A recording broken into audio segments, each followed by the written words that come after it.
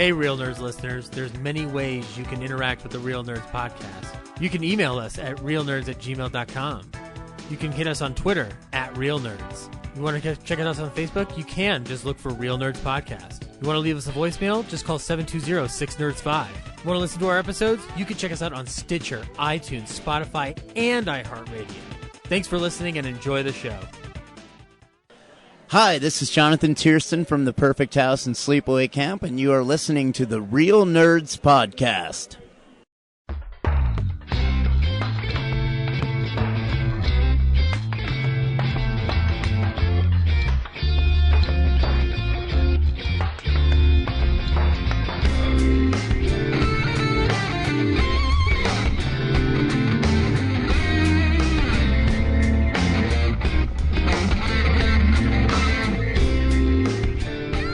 This is Real Nerds Podcast, unofficially the official podcast at Denver Pop Culture Con 2021.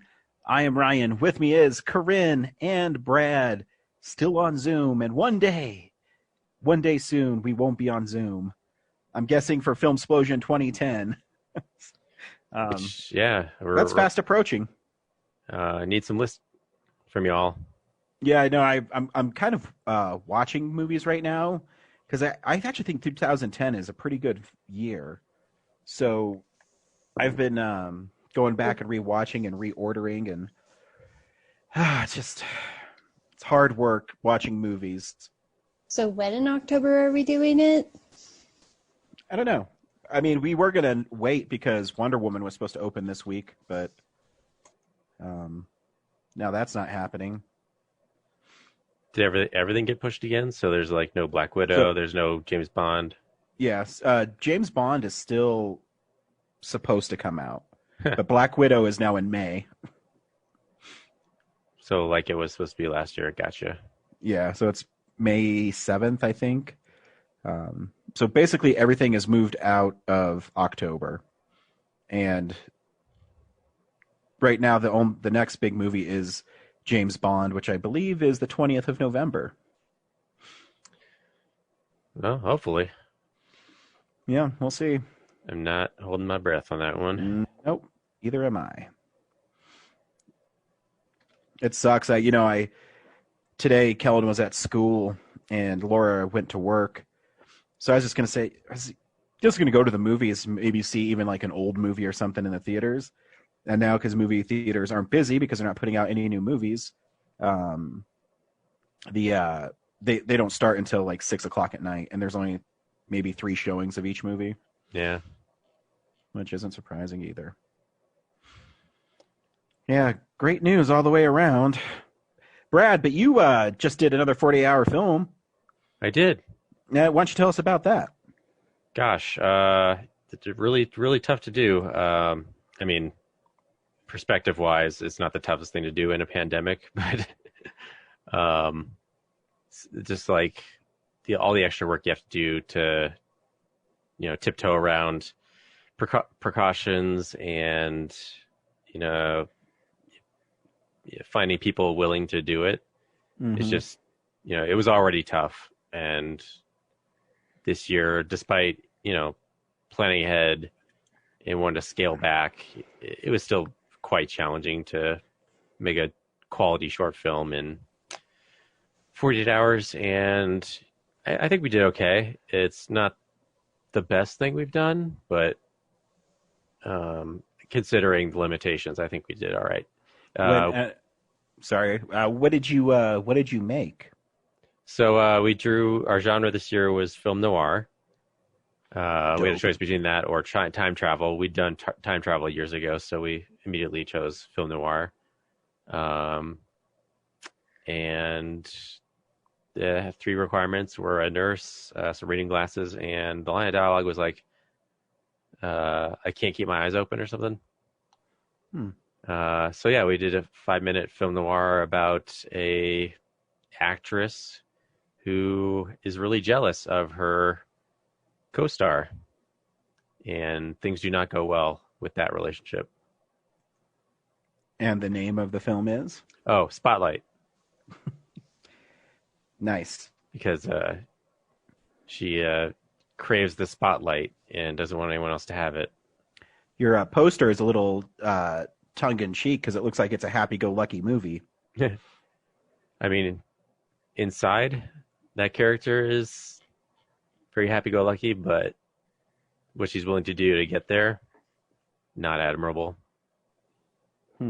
So, can't say too much because the screenings are virtual. So, I'm not entirely sure when that's going to happen. The 48's still kind of figuring that out.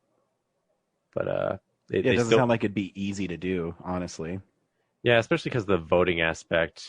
Like they have a platform they want to use. They just have to figure out how to set it up. But it is complicated when you want people to vote. The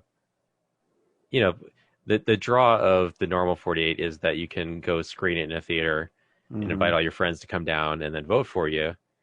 And then the 48, money goes to the rental and then money goes to the 48. But now since it's online, everyone can huddle around one computer, hypothetically, right, to watch it. And then how do you keep people from like re-voting online, like sending in multiple ballots? I don't know. So it's stuff like that. Or, and our producer is doing this from Albuquerque, not even from Denver. So, why is that? Because the new producer that they got for this year didn't work out. Oh, yeah, that's right. So I knew the answer. I was going to see how politically correct you're going to be about it. Yeah, it's such a weird, stupid thing. That person resigned, so it was their choice. But what yeah, yeah. Okay, we'll go with that. I think they just kind of overreacted to their own incompetence, I guess. Yeah. Anyway, so the 48 kind of didn't have a great backup plan, so they invited the guy from last year to redo it. So despite him being in a different city.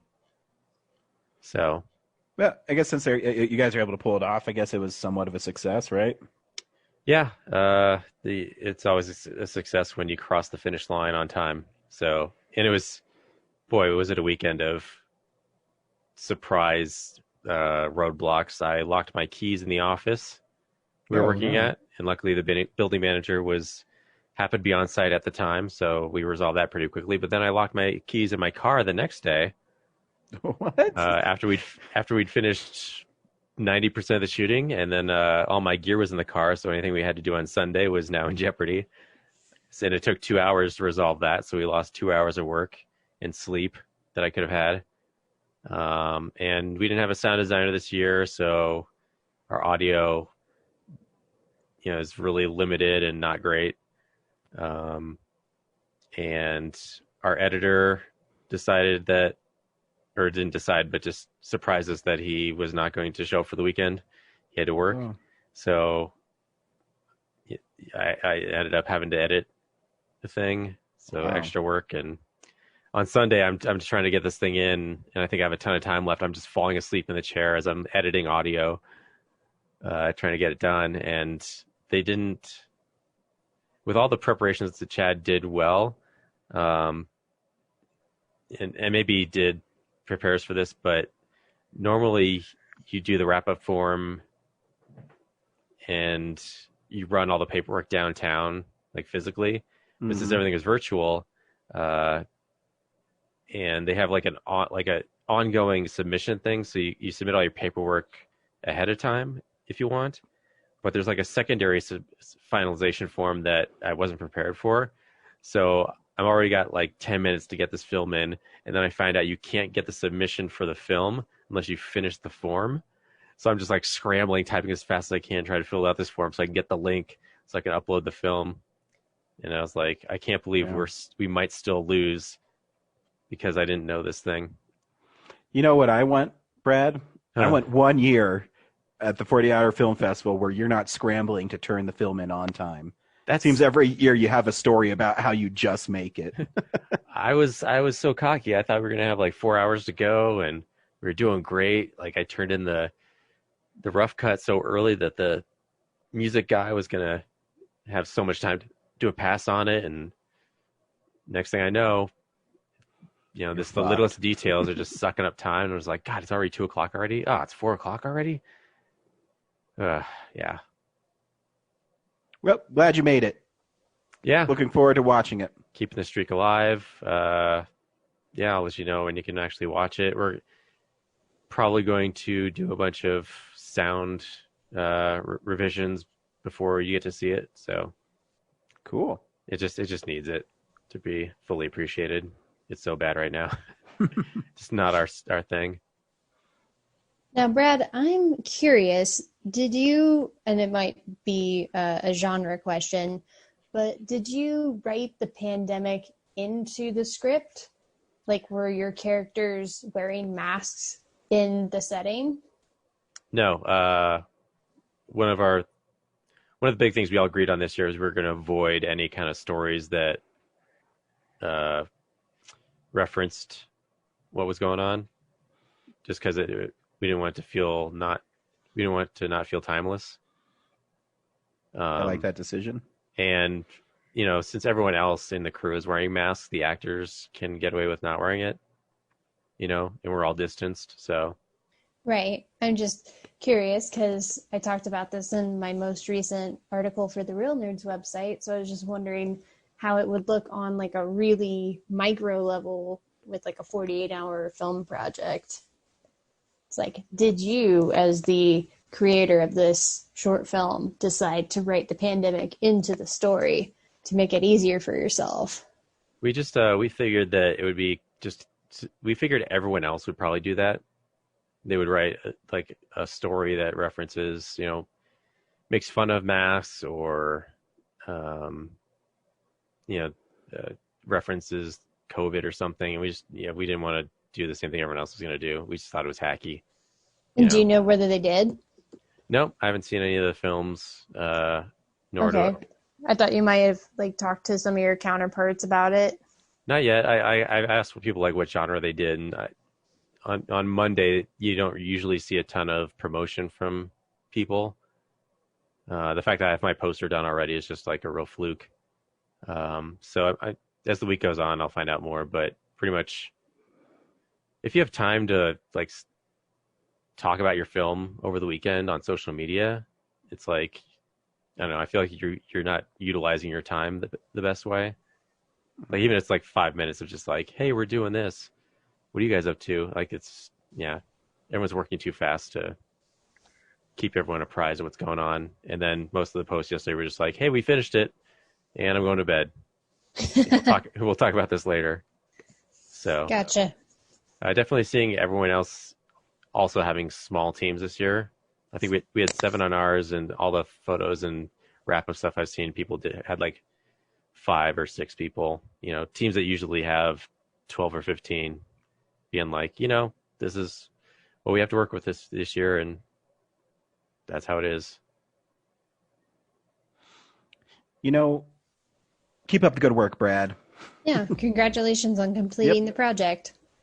Yeah, I'm glad we just got to, do it again at all, Every week on Real Nerds Podcast, not only do we make movies sometimes, but we see new movies sometimes during a pandemic. I was reading an article that it's over 200 days into the pandemic since the United States shut down. That's crazy, right? Wild. It's crazy to look at our website and see, 20 weeks of just not regular episodes. And 52 weeks in a year. Like, yeah, that's... Mm-hmm. And that's not including the film explosions. Yeah, it's going to be very, very weird. But there is other avenues to watch films. This week, we took one of those avenues. We went to Netflix Boulevard, and we streamed Enola Holmes. So stay tuned to the end of the episode. We'll tell you if you should see the film. I guess stream the film. I guess see the same thing. Or Holmes Alone. Yeah. You watch it in reverse. Oh, hey, I like what you're doing. We also talk about films we watch throughout the week, movies that are coming out on Blu-ray, movie news. We welcome Zach to the program, and we're going to go around town with Brad. Hey, film buddies, follow me around Denver.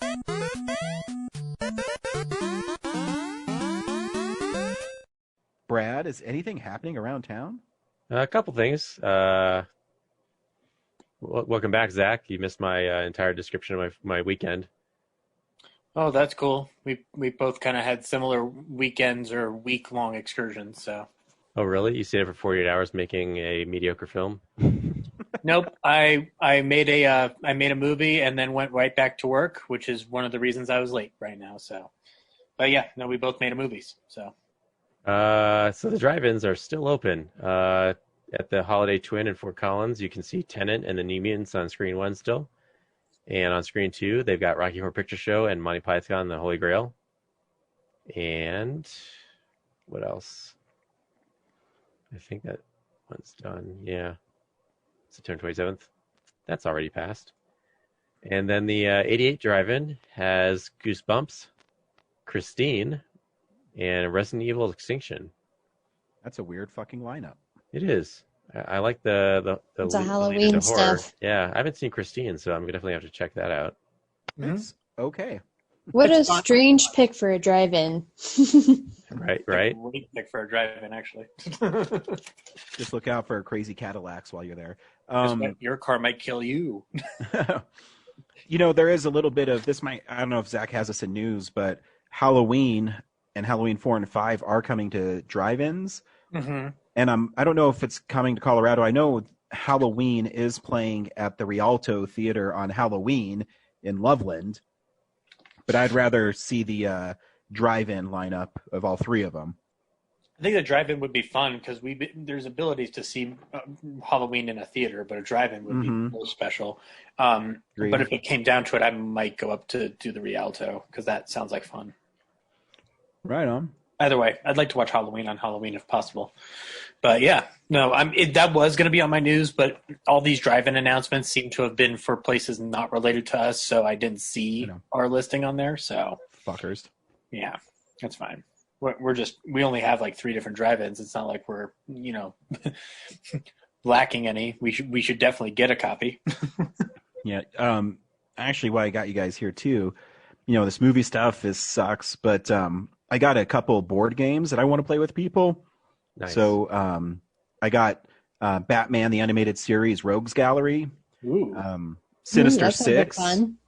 Yeah, and Jaws. So a bunch of comic book horror movie things. I also got Horrify that I've played with my wife, and that's with the Universal Monsters. But I want to do like a game board night. I think would be fun. I'm down. Can you also get that Back to the Future game at Target? Sure. How much is it? I don't know, $40. That's not bad. Some of them, like, I got the Batman one. It was 30% off at Barnes and Noble, but it's normally like $60. So, wow, ridiculous. Yeah. But I was talking. My older brother plays a lot of board games with his kids. When I told him that, like the Horrified one was, I think, $50. When I told him that, I said, "Man, that's an expensive game. It's really fun, and like the cards are really cool, and the art's really great in it." He said, "I pay $120 for some board games."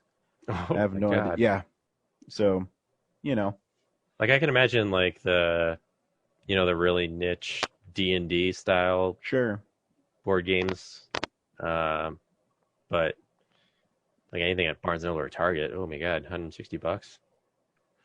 Yeah, piece made out of gold. I guess you can, like, a lot of them come with the little miniatures you can paint now, so you can make them your own. But I don't know if I would ever paint them because I don't want them to look worse. Just leave them untainted.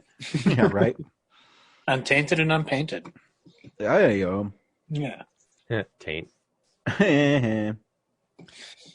Hey, movie news happened this week. Let's unspool the real news. It's real news.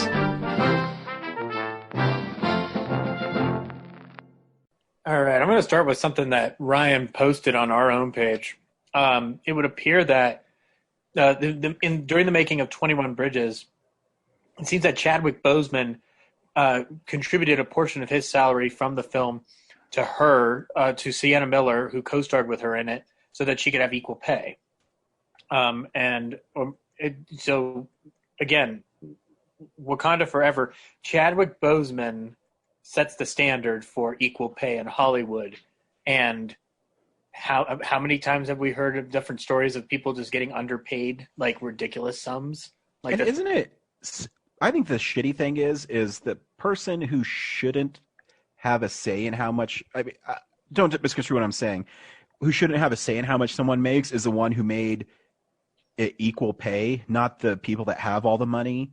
It's the guy who's saying, "Hey, this woman is sharing equal billing with me. She should get as much money as I do." I know it's insane to me. It's basically like, it's great that he did it, but he shouldn't have to have done it. Exactly, because here's the thing. I think, was that movie probably $40-50 million? Something around there, probably, yeah. And she wasn't going to do it because she was a new mom and wanted to, like, if you read the article, she said, "Yeah, I'll come out and do this picture, but it should be worth my time if I'm going to take, a couple months away from seeing my kids." And I don't think there's anything wrong with that. And she should be paid equal. I cannot believe we live in a society like this where an actor has to take money out of his salary to make her salary equal when the people that have the most money don't do that. It says a lot about, no matter how progressive Hollywood wants to be sometimes, still how ass backwards they are. There's still a lot that needs to be done. And I know that, I think 21 Bridges, isn't that one of the Russo brothers, like, outside of Marvel Productions? Yep. Yeah, so I'd like to hear them comment on it, personally. Yep. Well, clearly they didn't stand up for it because Chadwick Boseman had to do it and not the producers. Exactly. Yep. It's shitty. Yeah. It's kind of shitty, man. It's very shitty. Moving on to... I mean, who controls actors' salaries? Do the producers set that, or is it the studios that say this is how much you can spend on each actor? Either producers or EPs or something. Since I've never been that far up the ladder, I don't know. Yeah, I don't know either. Right into It might depend on the studio and the project. Yeah. Well, because my guess is a studio gives the budget, and then the producer's job is to budget each aspect of the film. No, well, the producers will deliver a budget, and then the studio will, either accept it or reject it. Yeah, that's what I mean. But then who assigns how much everything costs? Is it the producers? I guess it would depend on if you're dealing with A-listers like Boseman, and I would consider Miller one too because she has a name. But again, I'm not sure of the specifics. I would have to imagine the studio has more responsibility behind it than even the Russos, but it's not like the Russos shouldn't be advocating for that to begin with, because they should. Just curious. Write into Real Nerds Podcast at gmail.com and let me know how money is distributed. I think and who makes the decision. Producers, because they would just, here's all the line items and what they cost, and then the studio would just be like, "Oh, Sienna Miller only wants this much. Okay, she's not the Black Panther, so that makes sense." So I think it might be the Russos that were just like, overlooking her worth. Like who knows? Maybe if someone said something, they might have been like, "Oh yeah, you're right." Yeah. I don't know. I don't know either. We'll have to stay tuned to see if anybody responds to those things. But moving on, looks like, speaking of the Russo brothers producing things, their movie Cherry, which has Tom Holland in it, has been scooped up by Apple. And in other news, Orange has scooped up Lemon now. This movie will come out on the Apple streaming service, which, between this, the Will Smith movie they're doing, and then the Sofia Coppola movie, like, I'm kind of interested in signing up for the series. I think the service. I think the only thing that would actually get me is if Martin Scorsese's film actually does end up getting made there. But this is close because I was curious about this movie. So, well, if you need to upgrade your iPhone at some point, you'll get it for free for a year, like I did, and I have watched nothing on it. I definitely need to do that because I'm lacking in every sense of the word in regards to high tech, so I need to upgrade as best as I can. Well, keep an eye out. The new ones are coming out soon. You can do like I did. I got the lavender iPhone 11 that was like I don't know if it was on clearance, but T-Mobile wasn't going to carry them anymore. So they gave me like a really sweet deal on it. Mm. And that's when the iPhone 11 Pro X fuck bullshit came out. I don't even know what the names of them are.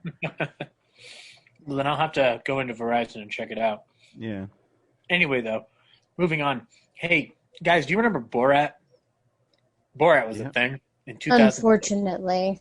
No, not unfortunately, Corinne. No, don't Yes. mute. No, it's not unfortunate. Borat was fine. So, Anyway. Corinne, why don't you like Borat? Because it's funny? No, because everyone was super annoying when they were quoting it all the time. What? Oh, so it's really not a problem with Borat. You just don't like people. I mean, it was just overhyped. It was one of those things where people quoted it all the time, and then by the time you sit down and watch it, it's like, this is it? This isn't that good. So when Corinne was watching it, she says, "This isn't nice." Anyway, Zach, your news? Oh, hey, Yeah. Ryan. Yeah. Tell us what Laura did today. My wife? My wife. How else can we annoy Corinne today? Oh, let me count the ways. My wife. Anyway, well, it turns out that even making a movie like Borat, he was able to somehow make a second one.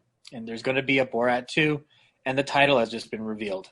And I love this title. I think it's great. Borat, gift of pornographic monkey to Vice Premier Mikhail Pence to make benefit recently diminished nation of Kazakhstan. This sounds like fun. It's like the Harley Quinn thing all over again.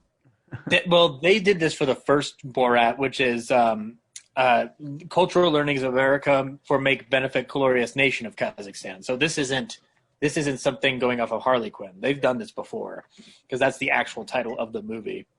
In fact, when they were nominated for either a Golden Globe or an Oscar for this movie, because there was nominations for it, they had to say the whole title out loud. But yeah, it looks like we're getting in. Yeah, we're getting another one though. I'm excited to see what he does with it. Yeah, I like when Sacha Baron Cohen gets like people to be stupid because they don't recognize him. Mm-hmm. But it seems so weird because Borat was so big that he was able to get away with it. I guess just time has passed enough that nobody would really remember it. I'm sure that's what it is. And you know, someone like Michael Pence isn't watching Borat. Well, no, he's too busy being boring, drinking a glass of milk. I mean, whatever. And trying to take away women's and gay rights. I mean, that's a tough job. Yeah, it's tough being a misogynist, but also boring while you drink milk. Hey, you didn't know you're coming here for political stuff. Hey-o. Hey, that's my political humor. No. Anyway, moving on though. Let's talk about Marvel, guys. Marvel's going to be developing a Nick Fury series for Disney Plus. So it looks like I'm going to have to watch Disney Plus because I want some Nick Fury in my life. And the title of the show is Nick Motherfucking Fury, so be ready for it. Disney wouldn't dare because they're too unballsy. But damn it, I'd love for them to do that. Nick Motherfucking Fury. Well, it can't because it's on Disney Plus, and they don't put anything above a PG-13 on Disney Plus. So yeah, maybe they'll make an exception for this. Now, is Sam Jackson going to be in it, or are they going to try to do like an origin, like Adventures of Young Nick Fury kind of thing? I'm glad you asked that, Corinne. Sam Jackson is returning to reprise his role from Marvel movies in a new Nick Fury TV series for Disney. Variety broke this news that a Nick Fury show is in the works and that Jackson will be returning to don the character. The plot details of the show are kept under wraps, but it will mark Jackson's first regular television role. So yeah. Lots of fun coming down the pipeline of Marvel. I'll move on to another streaming service. Peacock might get my attention for like a week because they're going to have every season of SNL coming to Peacock in October. Now, the reason why I want to subscribe to Peacock for this specific reason is because there's episodes of SNL from the 90s that I can't access unless they do something like this. So I'm probably going to give it a shot and see how it works. Have you got the SNL app? No. You should. It's awesome. All you have to do is you type in, I don't know, an actor or a skit name, and it won't give you all of them, but it'll give you a lot. I mean, you type in, I don't know, let's say Adam Sandler, it'll have probably 300-400 skits with him in it. It's a really great app, and it's totally free. So I recommend everybody getting the SNL app because then you can cut through all this stupid shit that's on SNL and watch what you like. There's a specific sketch that I want, and I believe it was when John Travolta was the host back in 94, 95. And it's Quentin Tarantino's Welcome Back, Kotter, and they basically do Welcome Back, Kotter if Quentin Tarantino directed it. And I remember it being very funny, but I've never been able to find it since the one time I've seen it. I do like the episode that Tarantino hosts, though, because he does a sketch where he's playing a railroad crafts person who encourages people to kill hobos, and it's really funny. But anyway, so that's SNL's on Peacock. You can check that out if you'd like. God damn it. Say cock one more time. Moving on from cocks to cats. Avatar 2 production is complete, and Avatar 3 production is almost finished too. Oh, cool. No one cares. Yeah. In other news, put up or shut up. Show me the movie, otherwise it didn't happen. Isn't that weird? Like, he's been talking about him so long that I don't even. He's got so much money, he can afford to talk as much as he wants. That's what he's earned. But I'll move on to some sadder news. Regal Cinema's parent company, Cineworld, is reporting a loss of $1.6 billion with no certainty in the future. This has been occurring over the last 6 months, obviously due to the COVID pandemic. Ryan has talked extensively about how this affects what could be done to change this, or at least to try to boost it. But with the report that Tenet's only made about $40 million, it seems like theaters are going to be struggling for a bit, at least until maybe Wonder Woman. I don't know. It seems like there is James Bond. Yeah, James Bond's in November. Yeah, James Bond could do it. It's funny because there was a article about Sorkin's new film, The Trial of the Chicago 7, and the reason why Paramount ended up shifting it over to Netflix was because their assumption was that the first round of people to want to go back to the movie theaters would be the conspiracy theorists who don't believe COVID's an actual thing. And I think that's it's a cautious take from Paramount, but it's also seems a little wrong-headed to assume that only those kind of people would want to go back to the theater. Yeah. Obviously, like we had our own things to reckon with when we went back, but we've all obviously everybody's different, but I did it to test the waters more than anything else. And I know you guys were eager to go back, but I don't think anybody here was denying COVID when we decided to go. So no, you don't deny it, but if you're not a dipshit when you go and wear a mask and be safe, then that's what I'm saying. So but I find it interesting that was Paramount's thinking, because it's not unfair, but it's also kind of like, really? But also, again, it's a Aaron Sorkin drama movie. I don't know if that's going to necessarily pull in the numbers for people to come into the movie theater. Like I said, I've been saying, it's because you had one movie come out. You don't have them saying why it's safe. You're not stacking the movies to get them to continue to go. Now you're stuck. Yeah. Now you've made a bed and you got to lie in it. Yep. Well, at any rate, we'll figure it out eventually. And that's news, unless I missed anything. No, I don't think so. All right, cool. Movies come out every week on Blu-ray and Ultra HD and sometimes DVD. What's coming out? DVD releases and Blu-rays. Ryan, do you recall the year 2002 when life was simple, there was no COVID, and the movie Ghost Ship was the biggest release of the year? Sure. Well, you can now relive those fond memories of Ghost Ship by getting Ghost Ship, the collector's edition on Scream Factory. Oh, it's definitely coming to me. Oh, dude, I kind of want it. I need to get that and 13 Ghosts. And then moving on to something I'll love. The Criterion Collection is putting out The Elephant Man from 1980, David Lynch film. This is the one that I think James will like. But I'm definitely going to be picking that up. And then let's move along to a Steelbook edition of the Evil Dead 1 and 2 4K releases. They're going to be packaged together. Since it's Lionsgate, I believe, it doesn't seem like there's going to be any special features whatsoever other than what's already on there. So I don't think that's true, because I'm on Best Buy and I can't even pre-order link it. It just says coming soon. Really? Yeah, I think the date's wrong. Blu-ray.com says that it's coming out tomorrow. So maybe Blu-ray.com's wrong. They're liars. Okay.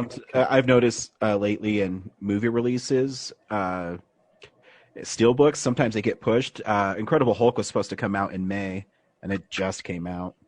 Gotcha. So Brad, tell me if this is in your listings for Best Buy. There's a Mad Max Fury Road 4K Ultra HD Steelbook. It is. Yeah. Okay. Yeah. You But can pick it up. It's only for shipping, which is like I'm not gonna ship a steelbook so it can arrive dented. Yep. So they need to put that in the store. Yeah. I'll tell you what they might get out of me in terms of any kind of order is the Halloween 4K Blu-ray from this is 1978 version. Lionsgate's putting it out, and it's got a nice steelbook of Michael on the front and Laurie on the back, and you can check that out if you guys want to get your Halloween fix on. We'll move on to some Severin release. How about Cruel Jaws? Anybody heard of Cruel Jaws? I've never heard of it, but I want to see this because the name Cruel Jaws sounds terrifying. The box art is stupid and awesome at the same time. I know, right? Is it in front of a sun, or is that supposed to be a spotlight, or I don't know what it is. I think it's the sun, Ryan. That's awesome. No, it's a total eclipse, and that's why the shark is going crazy. Or Brian, or it's a halo, and he's actually a good shark. Are you saying Cool Jaws, like a shark that has sunglasses on or something? No, that'd be amazing though. It's cruel, as in Cruella de Vil. Remove the Ella, and you got Cruel Jaws. And then also within Cool Jaws. Within that, there's also a 3-movie collection of Jaws 2, 3, and The Revenge from Universal being reissued if you want to catch up on your Jaws to make way for Cruel Jaws. There's a fisherman's on his boat at sea, and Cool Jaws just strolls up like, "Hey, what's up, Daddy-O?" Cool Jaws is King Shark from the Harley Quinn show.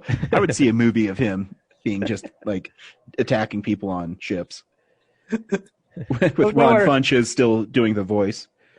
Oh no, our fishing net is stuck. What do we do? Cruel Jaws comes up and just hits it like Fonzie hits the record machine. Hey, thanks. Now we can fish again. Thanks, cool. Yeah, thanks, Cool Jaws. So let's see. Stargirl. Does Cool Jaws also jump the shark? Oh, in Soviet Russia, cool shark jump you.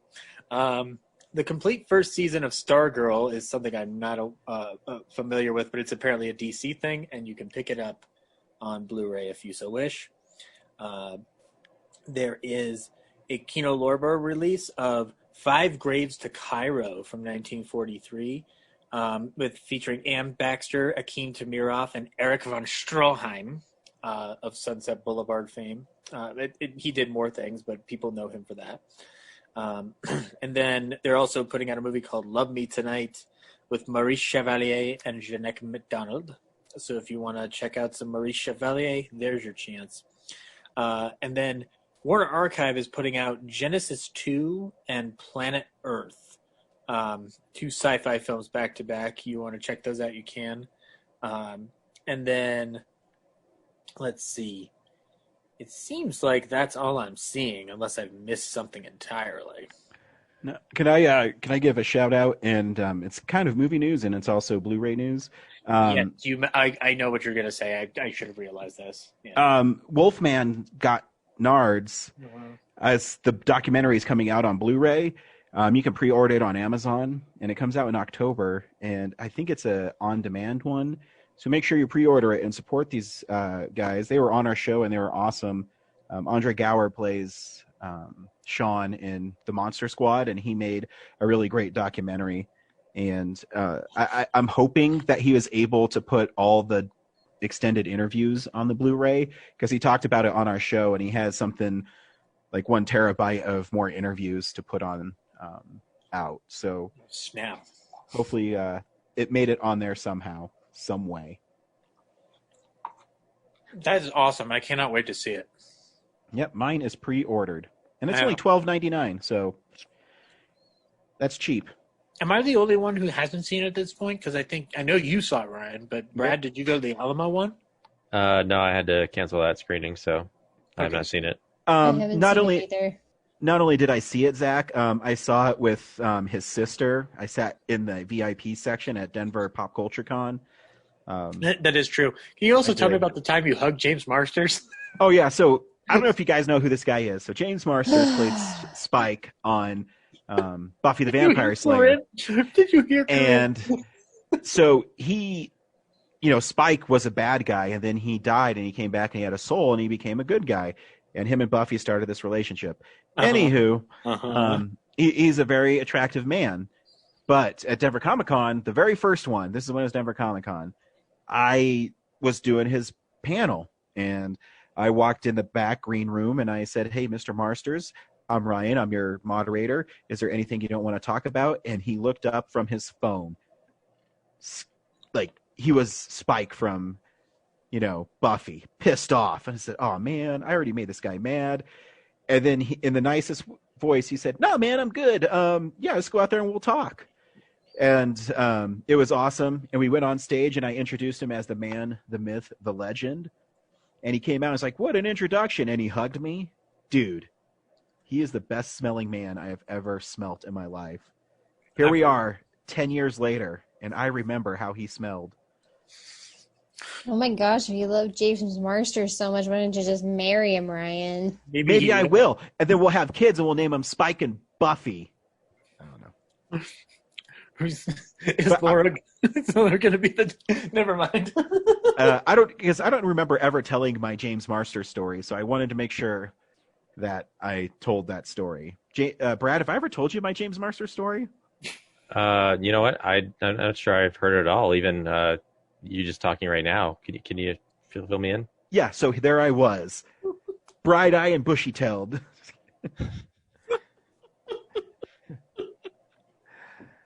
Hey, we also watch movies throughout the week in a segment I call "What We've Been Watching." So, yeah, this is the stuff we've been watching. Corinne, what fucking British shows and animes have you watched this week? Actually, I don't think I watched any British shows or animes this week, so you're in luck. Oh, but if you tell me you rewatched The Blacklist, I'm ending this fucking podcast right now. I did not rewatch The Blacklist, Ryan. Chill out. Okay. All right. I did watch Sleepless in Seattle for Catching the Classics, so the next time I'm not on the show, I will send that to you so you can all play my Catching the Classics segment, since I haven't done one of those in forever. You'll hear what I think about it some other time. I also rewatched Ever After, and it's still a great movie. Which one's that? Is that the Drew Barrymore one? Yes. Oh yeah, it's great. More like Never After. Yeah. My wife loves that movie, and she forced me to watch it 10 years ago. I'll never watch it again. What? It's really good. I don't know why you wouldn't. Yeah. Really good? One of the best Cinderella adaptations out there. False. I think it's one James has tried to get me to watch before, and I haven't done it yet. It's on Disney Plus, so I recommend everyone check it out. Well, Mandalorian is the first priority on Disney Plus when I get to it. Yes, but that Ever After could be number 2. Yeah, that's true. Mandalorian and then Ever After. And then I've also been rewatching Parks and Rec because I saw it was going to fall off of Netflix. And I rewatched like parts of season 6 and then season 7. And then it disappeared off of my Netflix queue. And I was like, oh no, I don't want to have to go find it again. But then I realized, oh wait, it's on Amazon Prime. So then I started rewatching season 3 and 4 on Amazon Prime. So it's all good. I have them on DVD, so I'm good. Yeah. Just rub it in. Can't take that away from me. Well, I have the good place on Blu-ray, so nice. I have something at least. Yeah, so they can't take it away from you. You don't have to watch Peacock Nope. with commercials to watch Good Place. If they were racist or something, I'll forever have it on physical media. Nice. And then I also had a movie night with my boyfriend because he had never seen Casablanca. Yeah, and you're a liar. Dump him. Dump him now. Well, we watched it and he liked it. Surprise, surprise. Yep, that's right. Hey, I just want to point out to Real Nerds listeners that Corinne's a liar. Sounds more like he tolerated it. Yeah, you are. You said you needed help to pick the movie. The movie that was picked was not the movie you watched. So Well, I you did need help picking the movie. Let me finish. What? Let me Guess finish, what? Corinne. The help Let was me him. finish. Brad, mute Corinne. On it. You put out a poll and said, we need to watch a movie. And the movie that won, you're like, meh, fuck this. You just totally trumped the movie that the people wanted to watch. Just saying. Well, you know who has a more important input on the decision is the people who are watching the movie. And my boyfriend was like, hey, you said that Casablanca is a movie I need to see, so I imagine we're going to watch Casablanca. And I was like, okay, I guess we're going to watch Casablanca. But the whole... And then the second part of that is, I mean, I put this poll up, and they all said you should watch Spider-Verse because it's incredible. But fuck them. Well, that will be maybe the next go around. I don't know. We've got a lot of movies to watch because he has seen nothing. Corinne, while I enjoy the rules and participations of legitimate elections, I'm also glad that you watched Casablanca. So I don't know what also, Corinne also posted that she talked during the movie, which is a big Real Nerds no-no, Corinne. Wait, so were you saying the lines out loud or were you mouthing them? Both. Mostly mouthing them, but there were a few that I had to just habit force me to say them out loud. I'm going to, if we ever watch a movie that you really love, we're going to go to the Alamo and you're going to sit next to me, I'm going to ask for like a screen so I don't have to hear or see you mouth the parts. Because if you do, then I'm going to put up an order card that's saying, this lady next to me won't shut the fuck up. She's mouthing racist slurs. You need to remove her. Yeah. I don't think that movie has any racist slurs in it. No, Casablanca doesn't. We're framing you. Yeah, we're totally framing. Don't you know how we roll?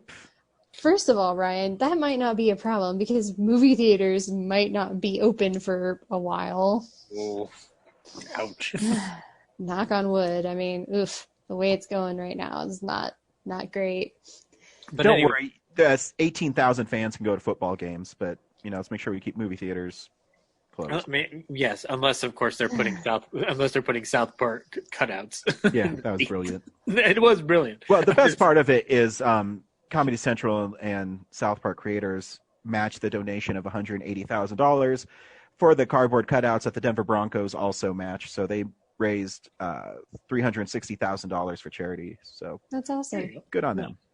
But anyway, Ryan totally interrupted my story. Yeah, because the whole first thing that happened. Okay, so his roommates were out of town, so he's like, "We're gonna watch it over here," but he doesn't have a TV. So I'm like, "Well, I'll just bring my TV and my Blu-ray player and my movie, and we'll just watch it at your house."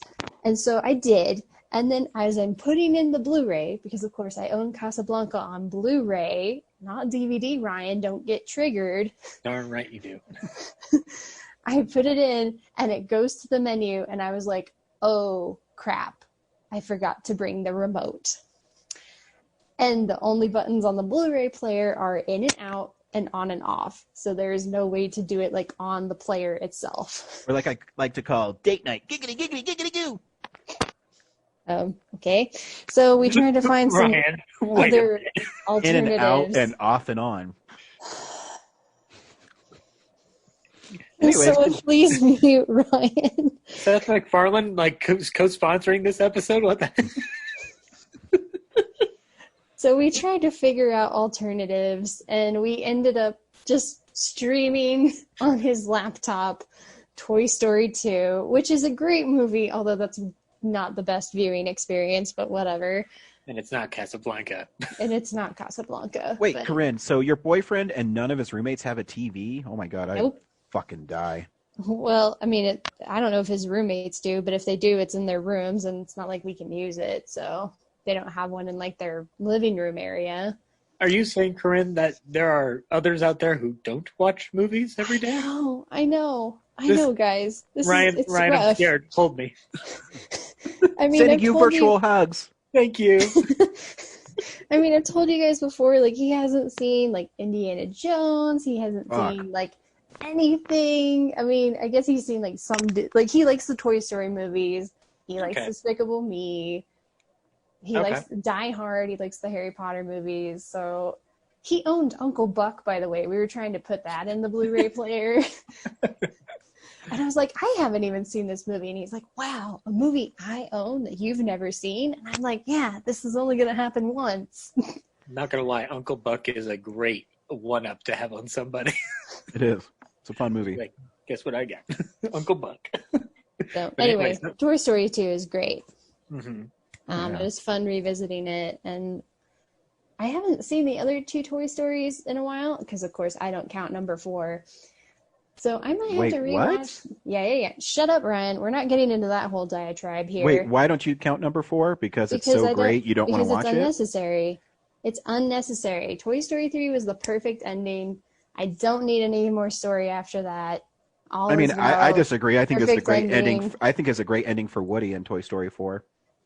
Don't care. Don't need it. Have you seen it? Nope, because it doesn't exist. Oh my God. Corinne, this is the one thing you do have to change is you have to open up your mind to movies you haven't seen because Toy Story 4 is a great ending for Woody. Well, Brad, chime in here. How great is Toy Story 4? Oh, it's so great. Yeah, and the Woody story is amazing. The animation is incredible. Yeah, it's a great movie. That whole rain scene at the beginning. Oh, dude. It's the animation has come along so far. Yeah.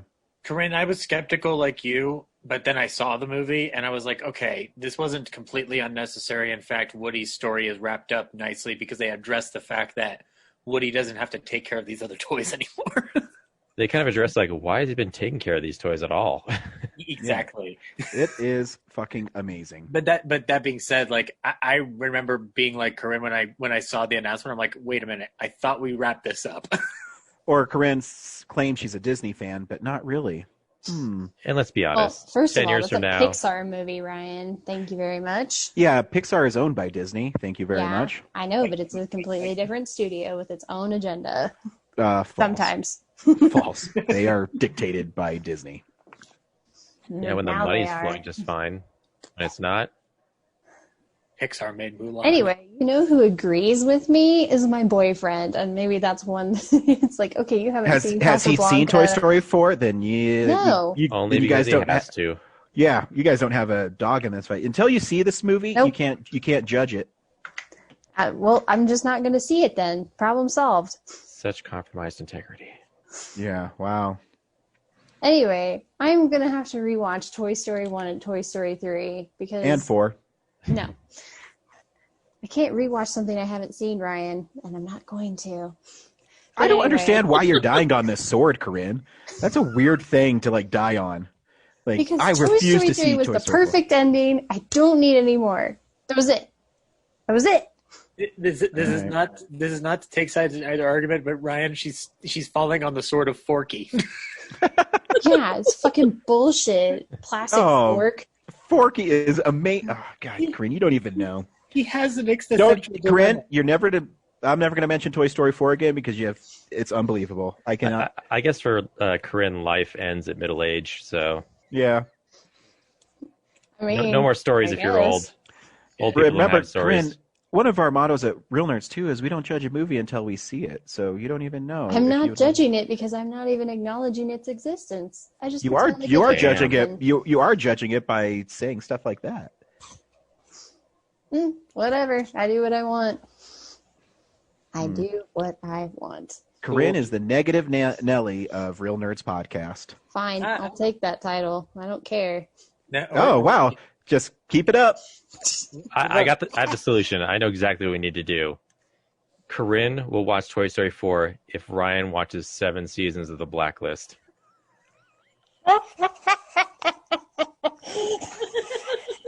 That is not a good compromise because how many episodes are there in each season of The Blacklist? But it would even out the score. No, because if let's just say it's 20 episodes to be generous, that's 49 minutes each episode. That's fuck. Keep talking. I'm going to do the math. I might be able to figure out a solution, Corinne. If you don't watch Toy Story 4, I'm going to foist a Jack Benny movie upon us one week. So we have to make this decision now. Okay, want I to don't go down care. my road. I So don't think I've ever if seen a I'm Jack Benny movie, so I don't care. Well, I know if I'm- exactly which one. if I'm being just,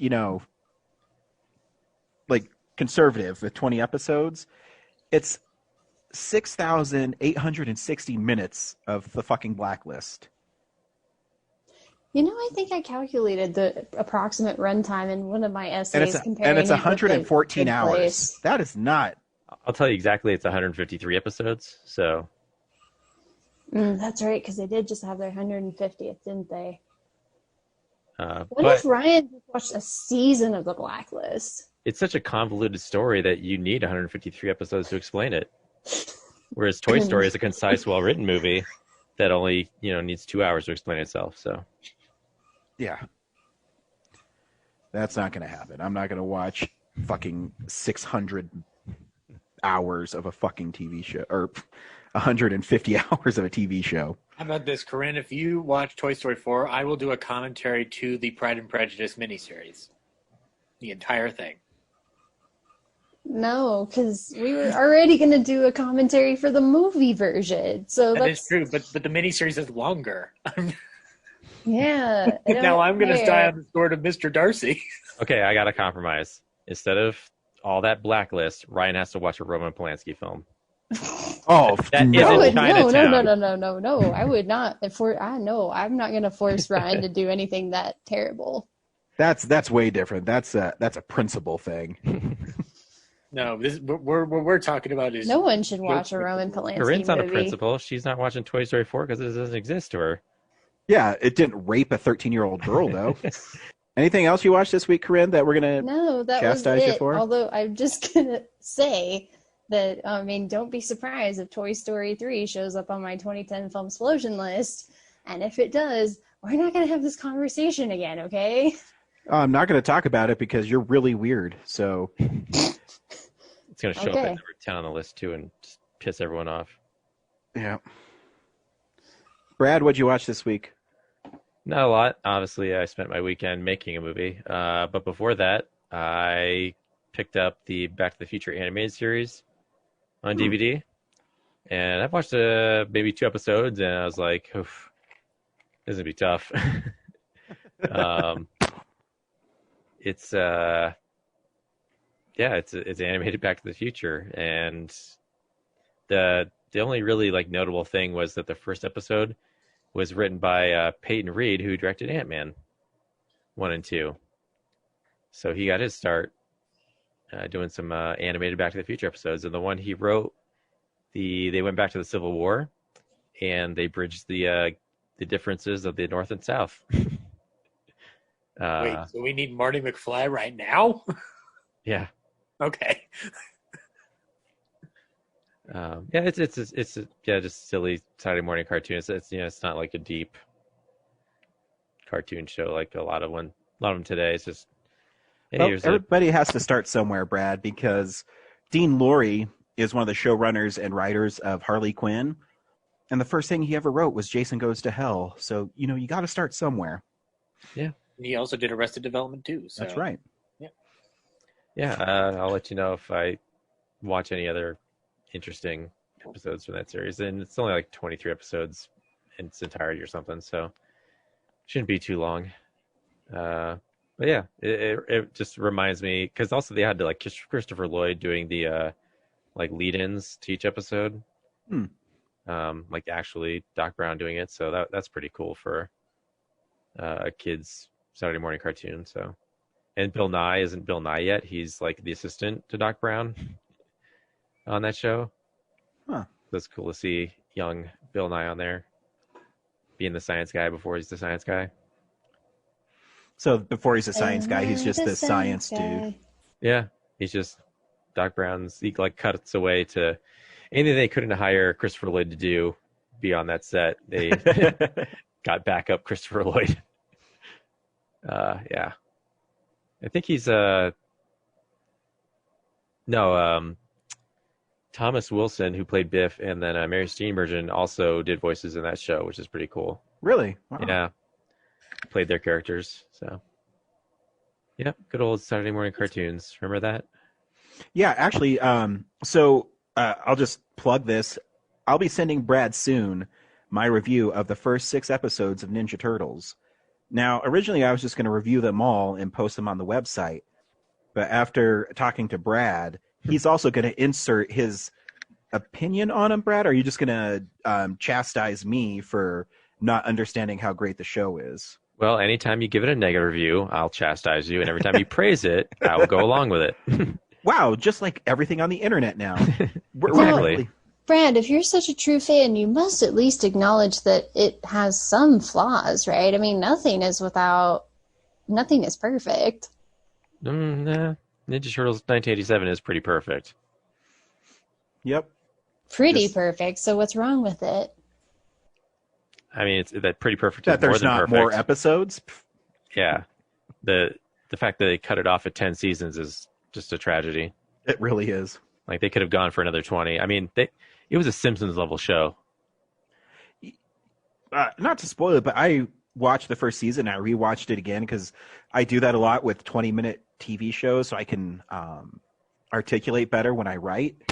And it was because I said it was rough the first time I watched it, but watching it again, I think I got back into the world. I think I was so far removed from it for so long that it took me a little bit to get back into the episodes. Plus, like, the quality of animation that exists nowadays compared to back then. Oh, yeah.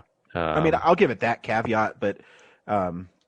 it still looks good for the 80s, but I mean, agree. it's hard to, it doesn't hold up as well as the way, the kind of quality. Again, like a lot of today's like dumb computers. So the amazing thing is like that many episodes were done by hand. Yep. So look for that soon. I have I finally posted my Family Guy one. I still have like 4 other articles I'm working on. So soon. Then speaking of The Simpsons, I watched season 31 of The Simpsons, which I haven't watched a season of The Simpsons in probably over a decade. Wow. And I was surprised at how much I actually enjoyed it. Really? It is weird that they skip on the couch gag quite often.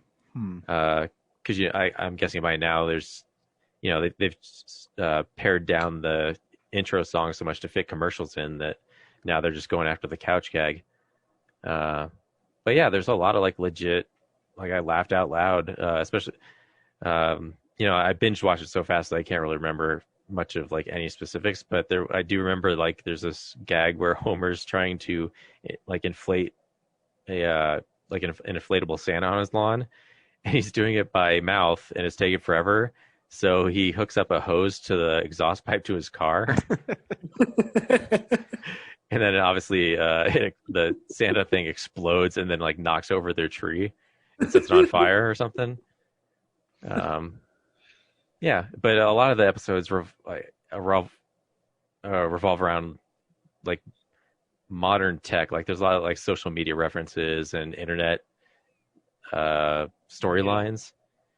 That it's kind of like I miss the days of like actual family, like Simpsons family unit stories. Yeah, I've said though too, because I haven't binged a season, but because Disney Plus, I've been going and just picking random new episodes, and I always say like a bad episode of The Simpsons is sometimes a lot better than stuff on TV because they still have the characters, the actors know the characters so well, the writers are usually pretty spot on, so I'm always entertained by The Simpsons. I even with our comic shop closing, I started picking up some Simpsons comics. And I was picking them up if Ralph Wiggum was showing up in them, and they're funny. Like there's this one where Ralph Wiggum becomes a bully with Jimbo and the other guys.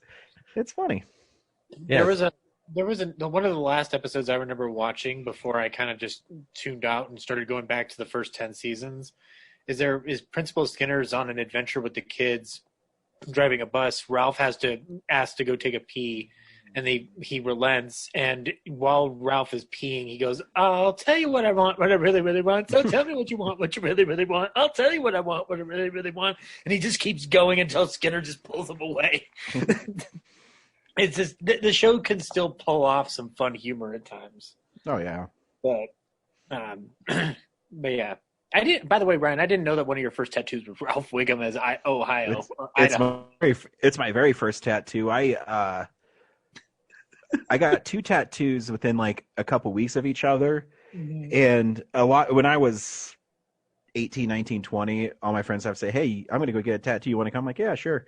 And so I always pick ones that, I mean, I'm sure there's other Ralph Wiggums, but I always like to pick one that maybe someone doesn't have. My guess is him picking his nose is a really popular one.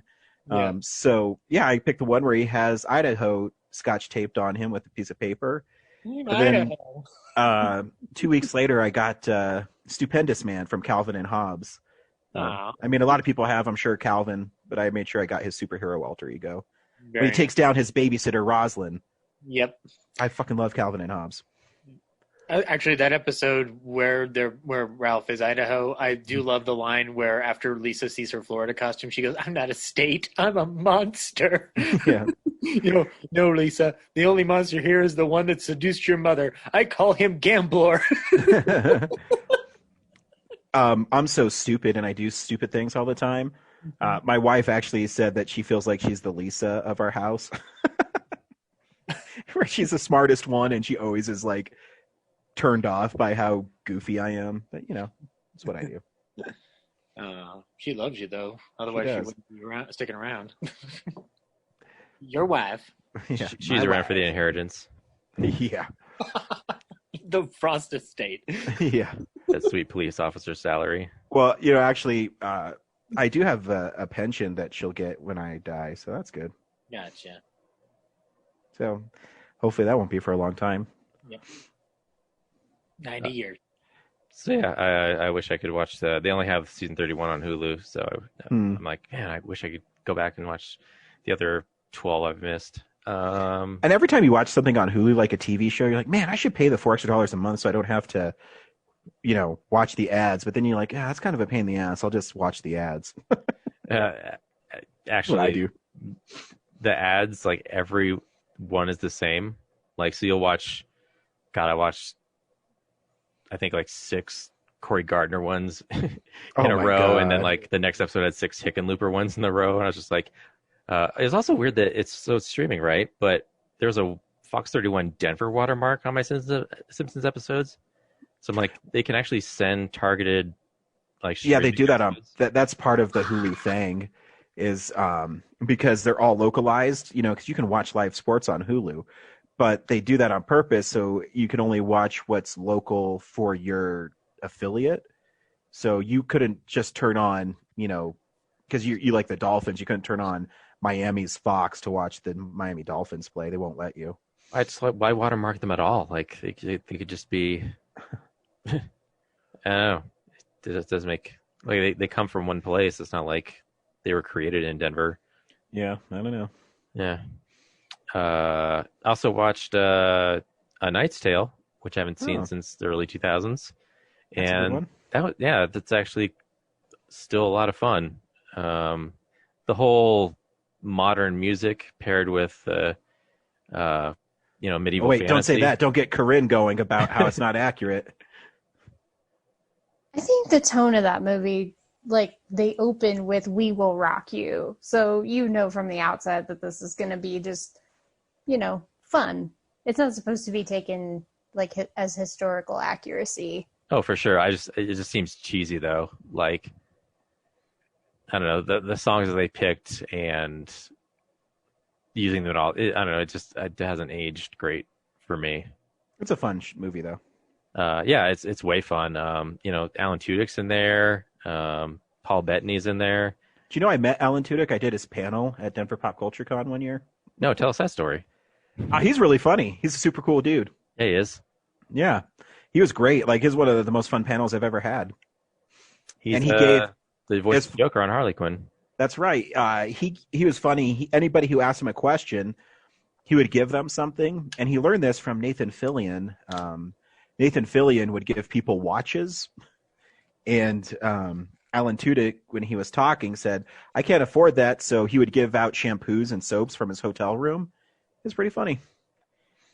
And then I gave him $1 that he signed and gave to somebody, And when we left off stage, he said, "Hey, man, I don't have $1 on me. I'm sorry about that." And I said, "It's okay." So I loaned Alan Tudyk $1 that I have not been repaid. Nor do you need to. No. I mean, that's a pretty baller story that you can just tell people, yeah, Alan Tudyk owes me $1. And it's true. It is 100% true. He was a super cool dude, though. He was one like him and Kevin Conroy. I think I did those ones were the same year. I had a really good year that year at Pop Culture Con. Really cool dudes. Anyways, sorry, Brad. Yeah, it's a fun movie, and also I'd forgotten really the plot, and it's actually a really sweet story about this kid who had no connection to royalty or anything, and then you slowly unravel what his backstory is, and like one of the guys he's competing with is the king or the lord of the land. Yeah, and like they have this like mutual respect for each other because everyone else is afraid of challenging the king, but what's his name? Heath Ledger, William doesn't let that, William doesn't, let that get in the way. And Rufus Sewell, like the whole time is just, he's like the bad guy in 80s movies, like 80s, like party movies, basically. I know he's a good bad guy though. He has that, oh yeah. I say like British charm evil guy to him. Yeah. I think it's funny. Like his character in Evil Times is like the same bad guy in like 80s teen comedies, where he's just like, the hero's trying to impress the girl he likes, and he just shows up and like kicks sand in his face, basically, but medieval style. Awesome. Totally. He's very smarmy. Yeah. Yeah. That was that. And then the last thing I watched was the Real Nerds Pod Show. Oh, nice. Oh.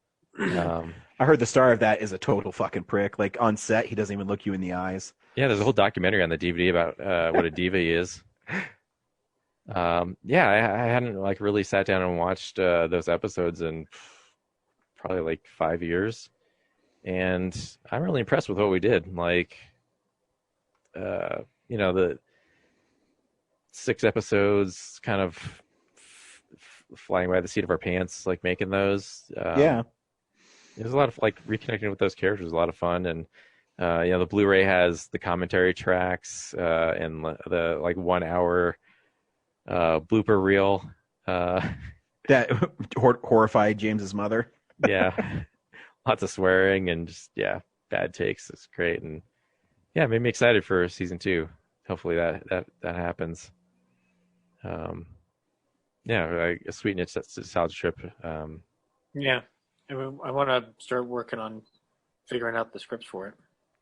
Yeah, need to be approved by me. Mm-hmm. Yeah, the story ideas need to be approved by me and signed off on each page with my initials. Right. You also need a bowl of single color M&Ms in your trailer. The brown ones, because those are the least popular ones. Do they even put those in M&Ms anymore? Does anybody know? I don't really eat M&Ms. I don't know. I think they are. M&Ms are good. I haven't had those in a long time. In The Simpsons, they're N and N's. So that's what I watched. Yep. What'd you watch this week? Well, I didn't watch much either because I was also making a film. So, just a couple things? Literally only 2. So I sat down and rewatched The Other Side of the Wind for Orson Welles' John Huston research. And what I found interesting about the second time around watching it was primarily just how, one, I had to lower my rating on it because ultimately, as I've been doing the research, I realized that some of these reconstructions of Welles's work can't be considered perfect films because they're not. It's going to sound weird, but because he's not the one signing off on it, it still feels weird. It's like people basically picking through a dead person's trash to a certain extent and going like, oh, we created treasure out of it. But Other Side of the Wind is the one reconstruction that feels the most complete because of what they did with it. What I found interesting was primarily the performance he gets out of Houston is very, very interesting given Houston's career. I had seen the film 2 years ago and gave the documentary about it on my top. I put the documentary about it on my top 10. And I liked the movie then, but I appreciated it more now, primarily because of Houston's performance and what he's giving to it. And it's interesting to see how many people was able to gather for that movie, that he basically shot over a period between 1973 and 1976, just like scrounging up whatever money he could get to make it. It's like the last thing he made that was technically actually complete. Like the small stuff that they added with Frank Marshall's company putting up the money is so insignificant. It probably wouldn't have even mattered, but it helps to smooth out a few edges. And then the only other thing that I watched was, after our movie of the week, I rewatched a Thin Man movie called Shadow of the Thin Man. For those of you not keeping track at home, but fuck it, I'm going to say it anyway. Little Nick Jr. is now a little bit older, and he loves his dad, and they go to the park, and he reads the racetrack form to him instead of reading fairy tales. But he gets to go home as soon as he hears the sound of a cocktail shaker from across town. And then he is gradually drawn yet again into another mystery that he doesn't want to be a part of, but then he becomes a part of it, and then he solves it in a big gathering in the hall at the end of the movie. So it's how much shadow does a Thin Man really have anyway? You know what? You'd be surprised. There's not a lot. Like it's pretty. Like I thought there would be at least some, but there's not a lot of shadow of the Thin Man, and it's kind of non-existent. I mean, physically, if you're thin, your shadow has to be even thinner, right? Yeah. You know what's funny? You know what's funny about this, Brad, is that the Thin Man's shadow appears in the Thin Man, but then after that, they don't have a Thin Man, so they literally just use the Thin Man silhouette to illustrate the fact that it's going to be a Thin Man movie. So, but as far as your question, I don't know how small it could be. We'll have to find a thin person and test their shadow on it, see how thin it actually is. But yeah, no, I mean, Ryan, these are movies you obviously would probably like because they're, Powell and Loy, and they're just doing their witty back and forth. One thing that I noticed in this rewatch, because it's been a while since I've rewatched the sequels, as I stated last week. There are two scenes where they slow down the frame rate and basically portray Asta the dog like in slow motion. So he's like, it has to do with, mainly the big one that I noticed is that there's a scene involving a merry-go-round where Nick and Nick Jr. are on it. And Nick does not want to get on the other horse on the merry-go-round because he's afraid that he'll fall.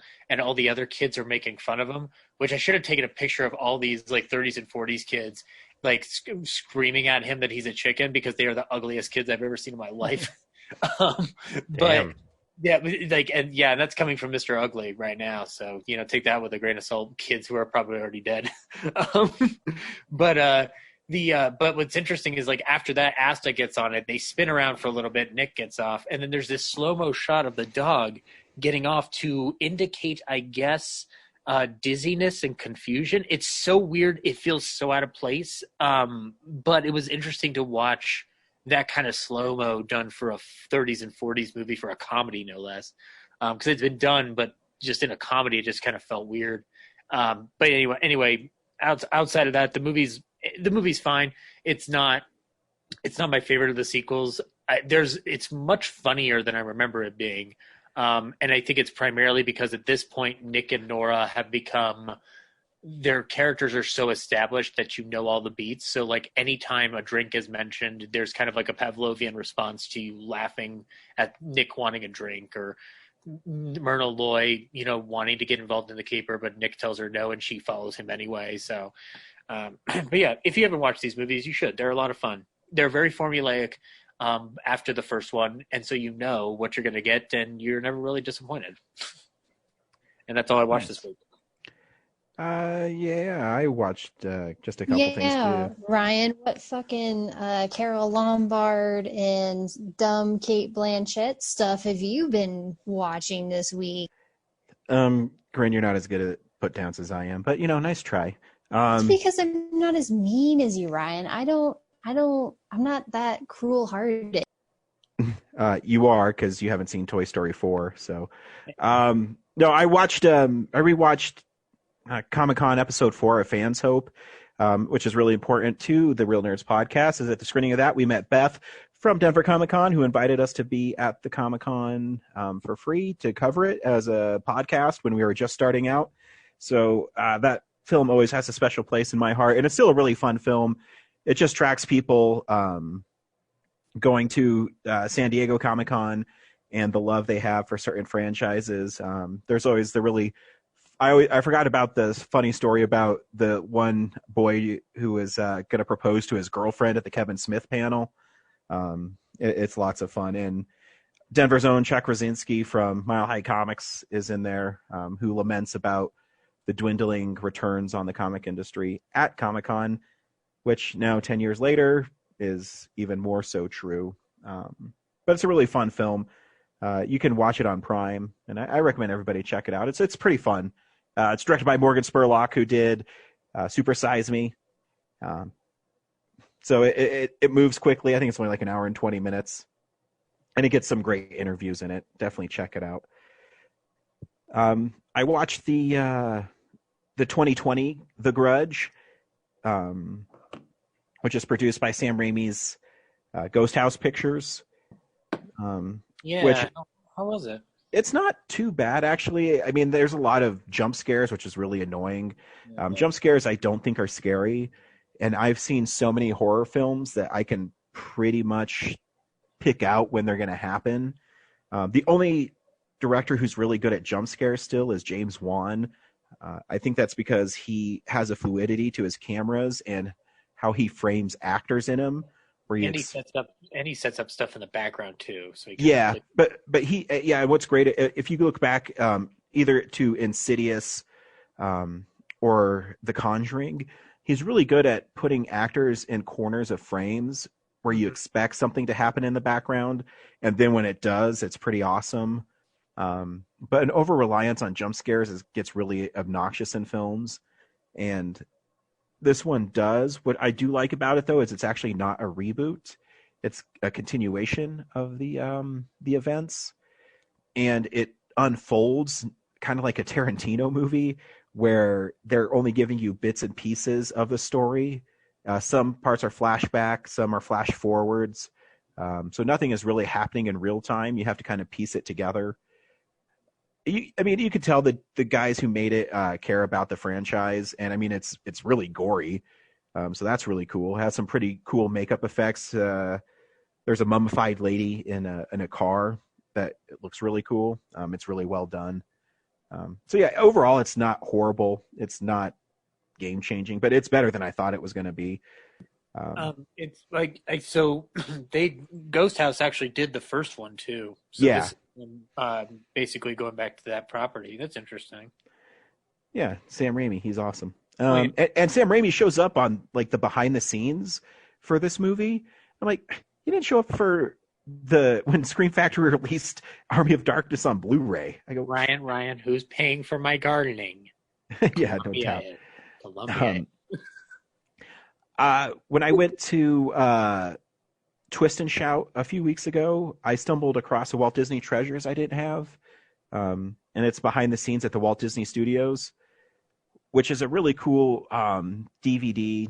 It's the centerpiece of it's The Reluctant Dragon, which has since been released on Blu-ray. But it's really cool. It's actually vintage documentaries. The first two are really fascinating because the first one they show was never intended for anybody to see. It was basically a promo piece while Walt was making Snow White and the Seven Dwarfs, so he could get more financing for it and showing the hard work and the techniques they were doing. Yeah. So it has like a lot of like the great animators from there show up. They show how they make the sound design, how they paint the sails. I sent a text to Zach because he would appreciate it. They have this like 1930s guy narrating over it, and he says, "And the pretty gals from Walt Disney Company are out there painting." And it's the sad part is that there's no John D. Charlie music over yeah, it. there's not. It's but it's really 1930s radio guy telling you about the pretty gals that paint backgrounds for Disney. So this is basically, this was like the money sector of getting Snow White, that this promotional piece, like one of many, obviously. Yeah, so it's really fascinating seeing it. There's a few other documentaries on it, and it's basically taking you behind the scenes on how they animate things, and it's really great. Leonard Maltin has an interview with, I can't remember his name, but he was one of the lead animators for The Reluctant Dragon. He was 95 when this DVD came out, and he wasn't really down with being interviewed. So Was it Ward Kimball? No, Okay. I would remember that. I can't believe I can't remember his name right now, but it's a really fun interview because you can tell he's still reluctant, wonk, about doing the interview. All right, settle down, Robert Benchley. Right. And it's just really cool because I think Leonard Maltin is so great when he talks about the history of films. He's wonderful on these DVDs. And I mean, these DVDs are the pride and joy of my movie collection. I know. And because we still got to get you one more, though. Yeah, it's I think I need two more. I think I need more Silly Symphonies. I keep on forgetting to double check, but I'm pretty sure I do.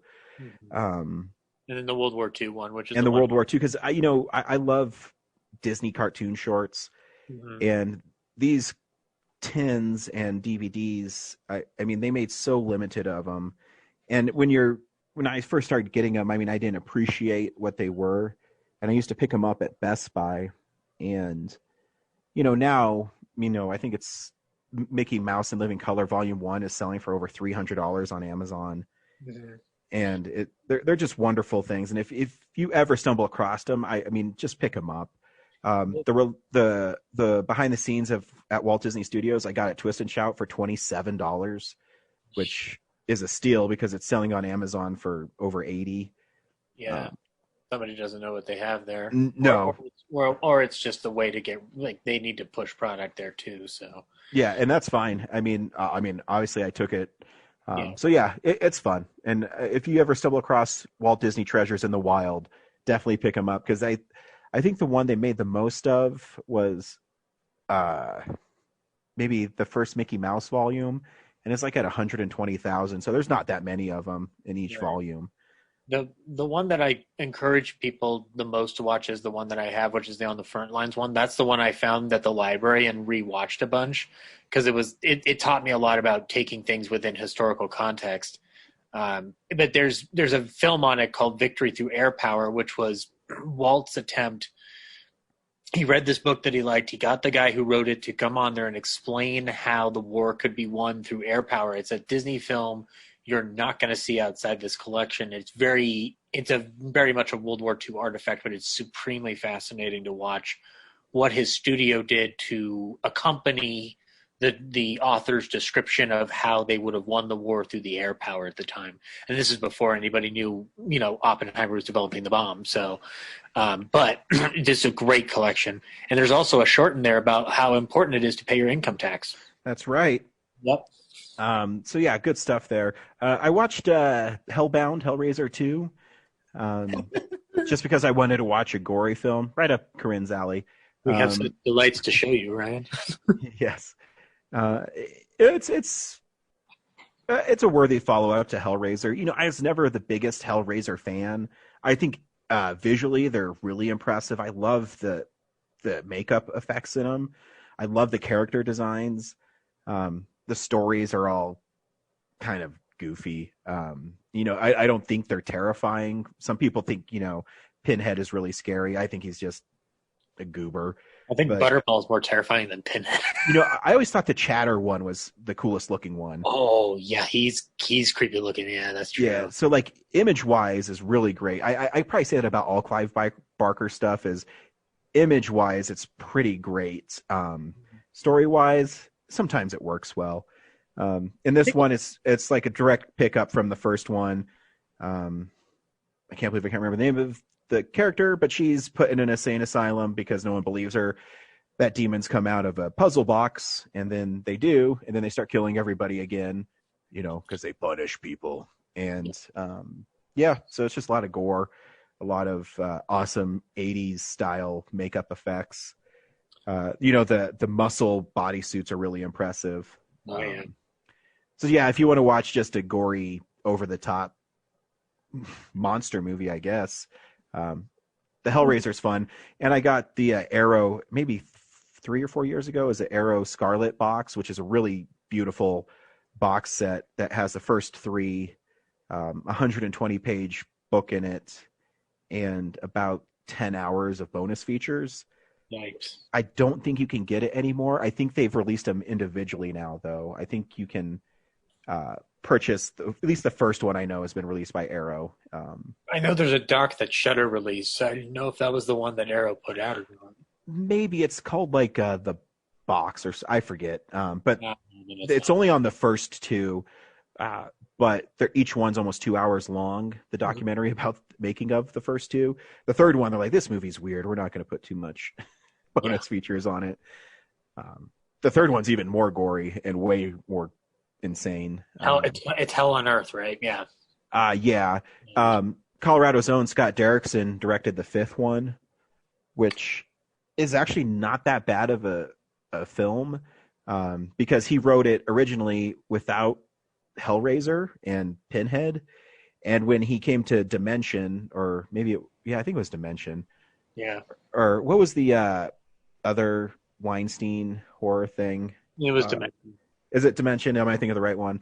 Yeah. So he came to him and like, hey, you should add Pinhead to this, and he did, and so Pinhead isn't even in it till maybe the last 10 minutes. But Scott Derrickson's a really cool filmmaker, so if you ever want to check out the long lost Hellraiser 5, everybody wants to see. I think it's Hellraiser Inferno is the name of it. And the last thing I watched is I do have access to CBS All Access because of my father-in-law, and I watched Console Wars on it, which is the late 80s, early 90s war between Nintendo and Sega, which is always a really fascinating story. Brad, you watched High Score, and they do cover a lot of the same ground as the episode in High Score, but it's stretched out over an hour and 40 minutes as opposed to just maybe 41 minutes.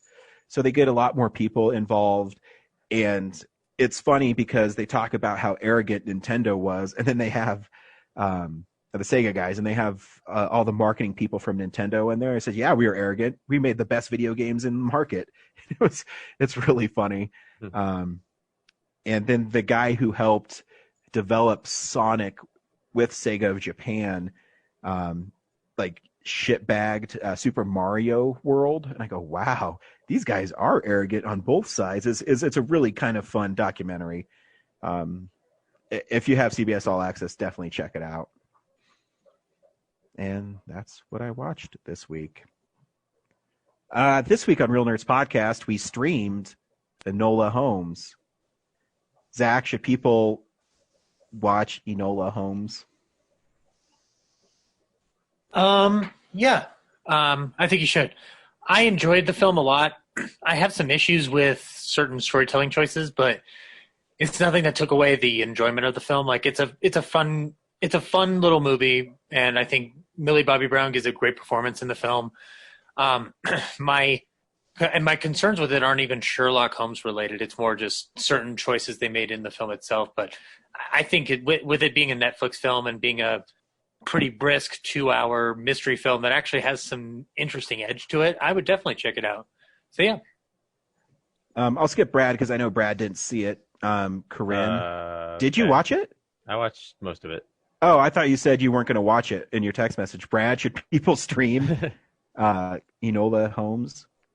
How much of it did you watch, Brad? About 45 minutes. Wait, you only watched the first 45 minutes? Yeah. Oh, and let me change it this way, Brad. Are you going to continue watching Enola Holmes? I'll finish it just because I'm a completist, but I'm not excited. Like I'm not really invested in what's going on. Corinne, should people stream Enola Holmes?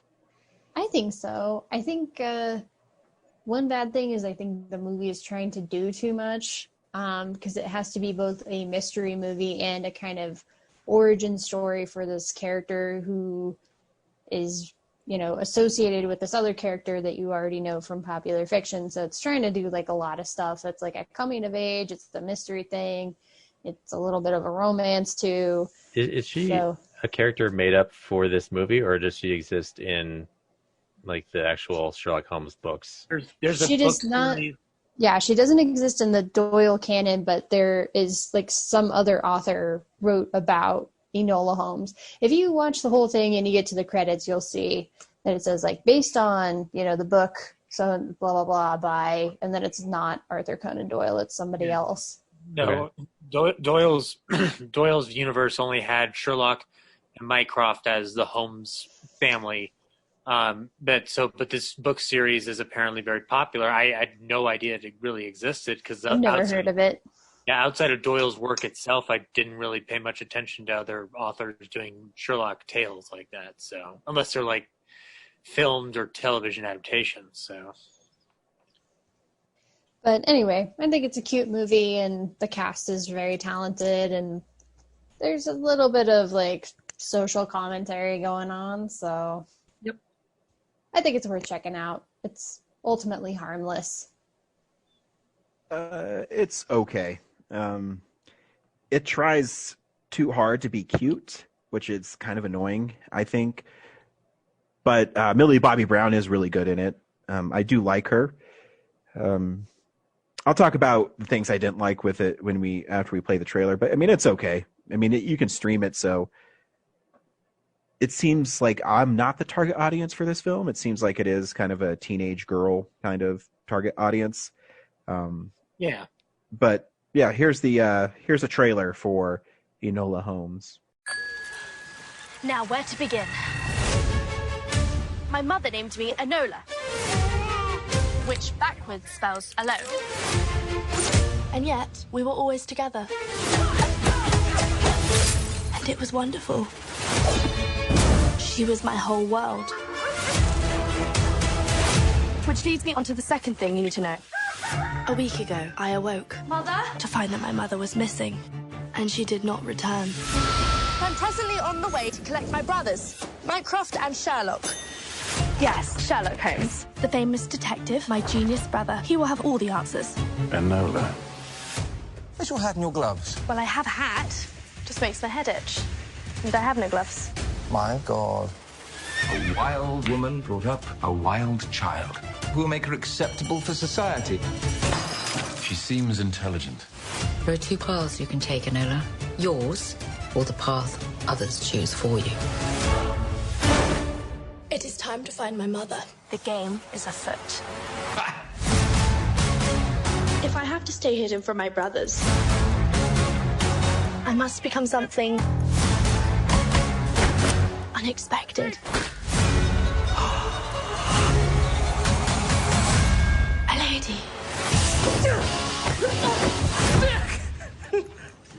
You've progressed nicely. Is she safe? She's had company. I'm Viscount Tewkesbury. A useless boy. You have to help me. I'm not ready to die on a train. I'm not ready to die at all, and I was going to before I met you.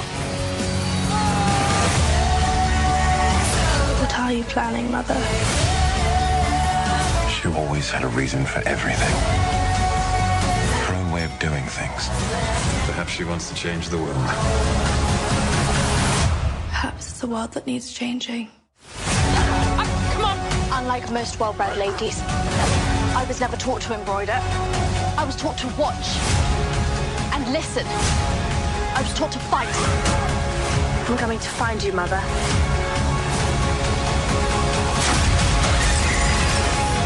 You don't know how to embroider?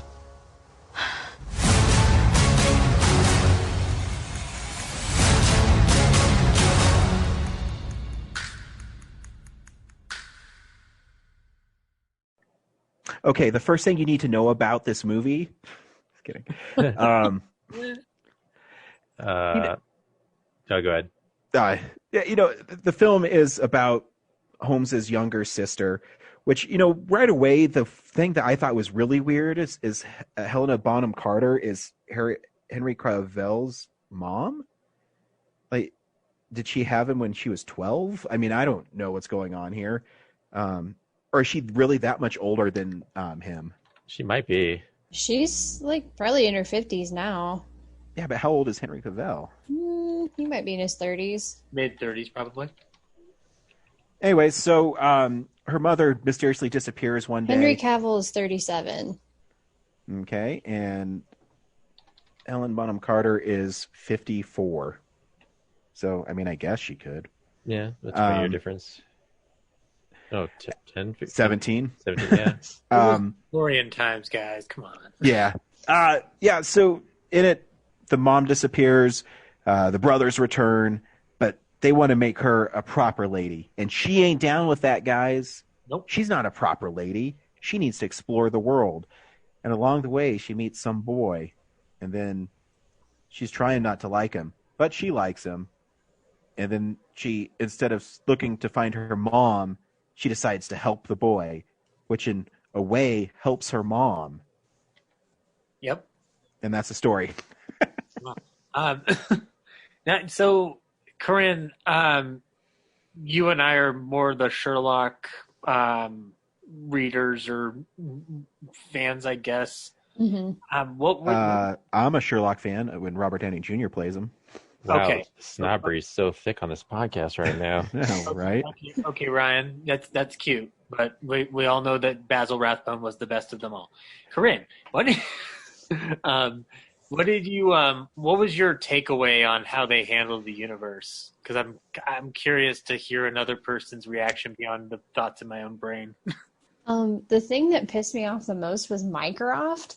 Because Yeah. between this and the BBC Sherlock, I'm like, I think you guys are giving Mycroft way too much credit. Because he only appears in like 2 or 3 stories in the Doyle canon, and he's fat. He's, well, arguably lazy. Like, the difference between him and Sherlock is like, Mycroft is smarter, but Sherlock is the one who's willing to put in like the legwork on a case. Yeah, so that, and it's like Mycroft can help you kind of get started, but he's not going to actually finish it. And so this version of Mycroft was completely different from what we get in the Doyle canon. And also, I'm like, yeah, if Henry Cavill is 37 years old, I'm like, how old is Sherlock supposed to be? Because they kind of make it seem like he's this up-and-coming detective. He doesn't have Watson yet. Yeah, he doesn't have a mustache, which really bothered me.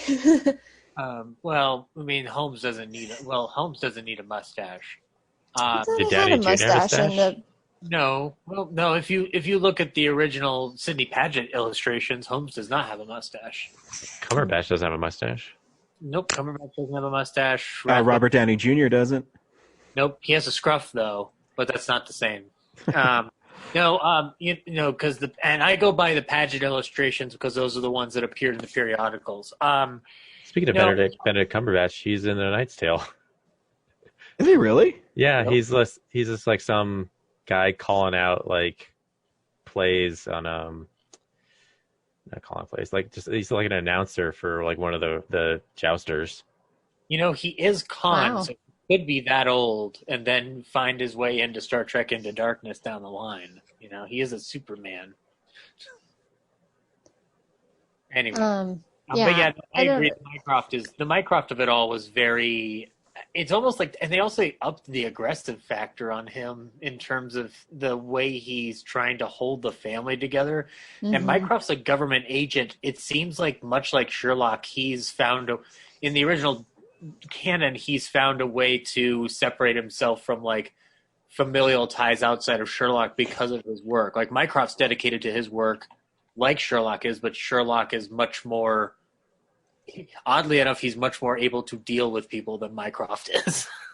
I also feel like Sherlock is very mellow in this. And granted, I think it's mostly because I watched the BBC adaptation the most recently. And I haven't read the Doyle stuff in a while, but he's just like, oh, mother ran away. Oh, okay. Like, oh, maybe I'll get around to looking for her. I think he's more upset about the fact that his sister runs away, which is understandable. Well, that's part of the issue that was coming up with the lawsuit that the Doyle estate put on the film, because this version of Holmes, where he's a much more emotionally attuned, is technically part of the Doyle, the stories that the Doyle estate still has the rights to, which are later ones that were published is like in the later years. And so that's why they were suing Netflix over this movie. I don't think that this is, but there's a thing, like, I mean, Sherlock can have emotions. It's not the issue. The issue is whether or not he's much more concerned about family and whatnot. I think the biggest issue is I don't think this version of Sherlock is compelling at all. I think he's just boring. Cavill's playing him, like, as Corinne said, a little too mellow, but I also think he's a little too he's like very nonchalant and like just kind of like, this is all like he knows everything. So it's almost like, for a guy who says that a case for him is like a drug and like he constantly needs that high of solving a case or working on a case, like he just doesn't seem to care. From what I saw, he just likes to sit around and read books. Well, because the only thing that I could think of is that this whole situation is the least possible interesting thing to Holmes, and that gradually he starts to become interested, but that doesn't even mesh up well. And the part of it is because Sherlock is very much a side character in this, rightfully so, if we're going to focus on Enola Holmes, which we probably should talk about. Like that, there are two big issues I have with Enola's part of this. Number one, and I understand this was apparently part of the pitch to make the movie, was that I think Millie Bobby Brown had said in behind the scenes is that she was the one who pitched breaking the fourth wall. And I don't necessarily love it. I think it's cute enough, but it just feels off at times. Like it doesn't really fit. But the other one is that I could be wrong, but I don't feel like she solves the mystery, because all we know at the end is that a member of his family is out to get him. She thinks it's the uncle. And then we get that grandmother reveal, which I like that grandmother reveal. I think it's a good reveal. I just wondered, like, did she solve the mystery? I couldn't tell. And again, it's not to disparage anybody involved. It's just, I'm just trying to figure it out, because it seemed like she kind of it's more like she stumbles into it. Right, which is, again, she has the right lead, but she doesn't have the Sherlock reveal of like, well, clearly it was, Grandma Boomer over here. And, but I do like that scene with Lestrade when he's explaining how it must have been the grandmother. And then he says, like, how did your sister get here before you? Like, I do like that moment. It's very cute. Again, this film has a lot going for it. I think there were just some things that just didn't mesh with me very well. And they're not Holmesian related. Like even the Mycroft thing's whatever, because Mycroft's not in the film too much. No, and he's also not really a character to be truly concerned with in regards to Holmes lore. Like my favorite Sherlock Holmes story, the Bruce Partington Plans, has Mycroft in it, and I could care less because he's only there to set up the fact that government plans have been stolen. Technical papers need to be found for this submarine. So, again, coulda, woulda, shoulda. I like Lestrade in the movie because there's this implication that he says, like, Sherlock Holmes and I are the best of friends. And I'm like, that's bullshit. So I like the way he's playing it. But yeah, no, I mean, yeah, it's not without its charms. Yeah, and it's I think okay. the charms primarily come from the cast, mostly Millie Bobby Brown and the kid who plays the Duke of Wesselton or whatever the hell his name is. He was boring. It's the most British name that I can't remember. It's like Tewkesbury or something like that. Tewkesbury, yes, that's it, Tewkesbury. And then but we were talking, like we mentioned the social commentary factor of it. I did appreciate that the historical backdrop for this was a reform vote. I thought it was very interesting to play that angle. And I know that meme's been going around or not meme, but the still clips of politics boring you, et cetera, et cetera. It's an interesting thing to toss into this Sherlock movie or this Enola Holmes movie that I think actually works for the backdrop and whatnot. If anything, the thing that for me, the film, what's not working is the cutesy factor that they're going for. Like everything else is working for me fine. There's actually like really good fight scenes in the movie. There's actual violence in this movie, which I did not expect because I walked into this thinking this is just going to be like Nancy Drew level, like action suspense. Like there's not going to be any actual, and then there's flat out blood in this movie. Like I was kind of stumbled back in my chair a little bit.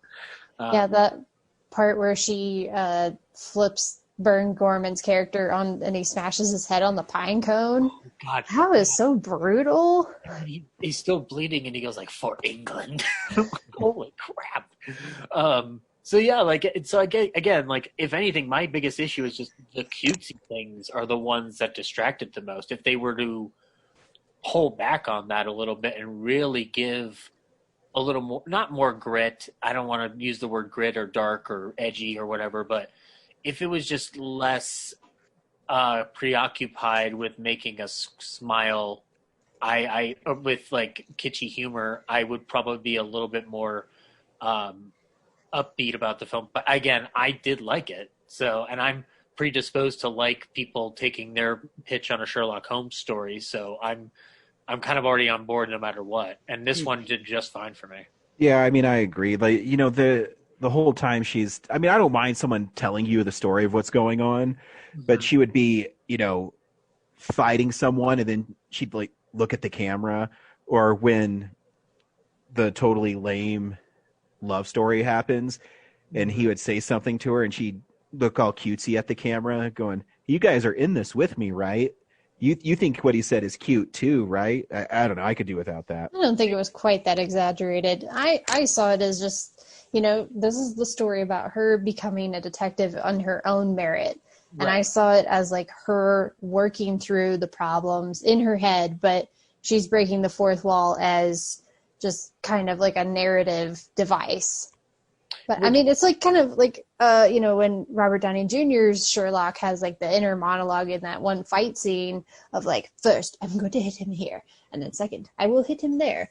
And it's like, it's kind of the same thing, but they're just delivering it a little bit differently. Yeah, but in the Robert Downey Jr. one, he's like, it's like a comic book. He's having inner monologue of what he's going to do.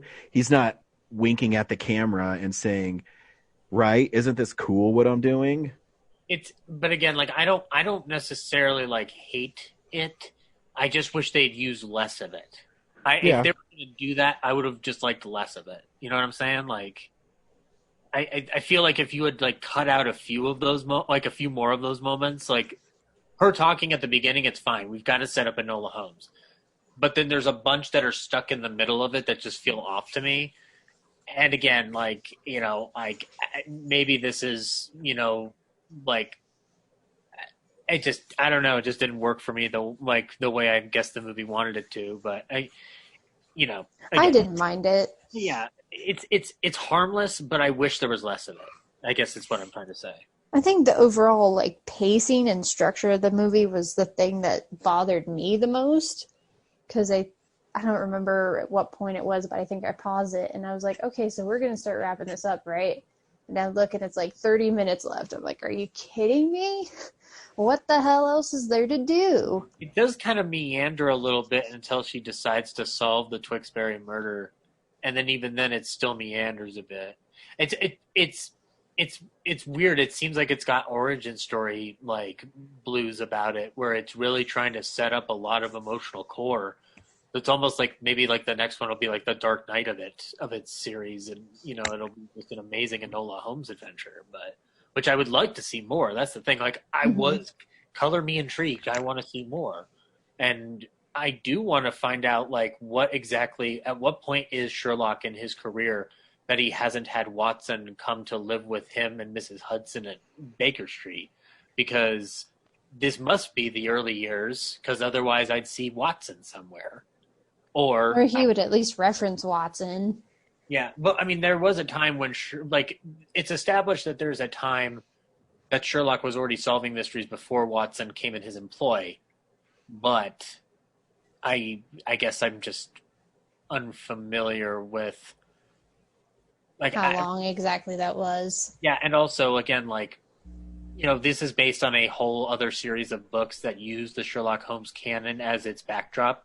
So I don't know what they've established in those books, which is to my detriment, I guess. Like, it seems like it'd be interesting to pick up and read one of them and see what they do with the lore.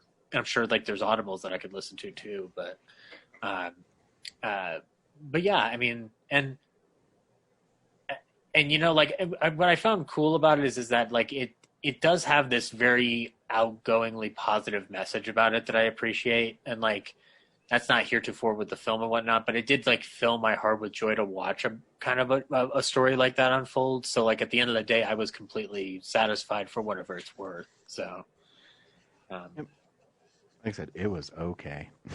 Yeah. Next week, I don't know what we're gonna watch. We'll figure it out.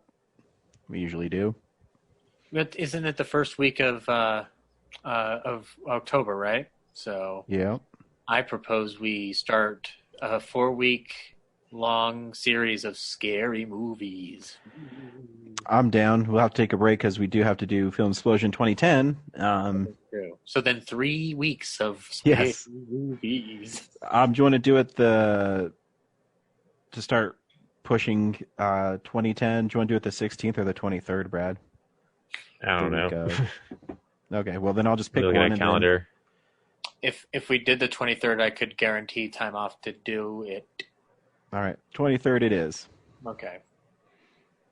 Done. Decision made. So send us your list for your favorite films of 2010. We'll be doing Film Explosion 2010 on the October 23rd. Next week we will pick something. I'm going to see Kajillionaire. I don't know if you guys are going to see Kajillionaire. I'm curious about Kajillionaire. I might go check it out.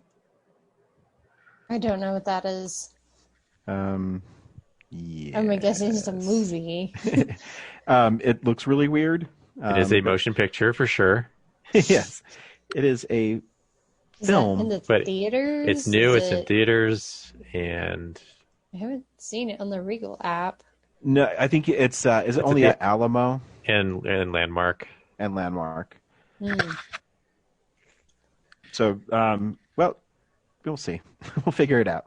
Or you know, if we did go retro, I'm sure we could find a scary movie. I just want to keep pitching that. It would be fun. One of my favorite film explosions we did was the Spooktacular.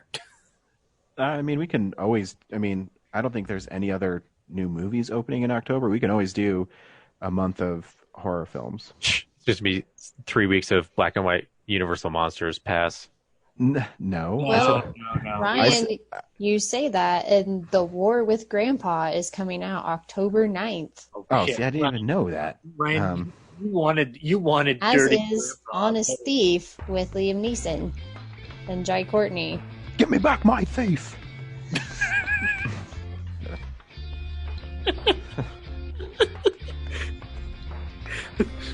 I don't think there's any other way to top what Brian just did there. Until next week. Bye. Bye.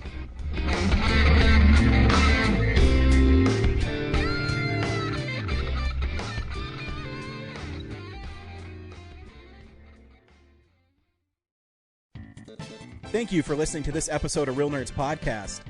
Real Nerds Podcast is a production of Nebulous Visions Multimedia. Thank you to Sparks Mandrill and Plan 9 Studios for our kick-ass theme song. Also, if you're in the Denver area and you're looking for a cool place to see movies, we see them at the Alamo Draft House in Littleton and now also in Sloan's Lake. Thank you to Colorado Coins, Cards, and Comics for supplying us with all our comic needs, especially you, Andrew. You know who you are. And a big shout out to James's mom. I'm giving you an electronic hug that you can feel through the airwaves. Thanks for listening, and have a nice day.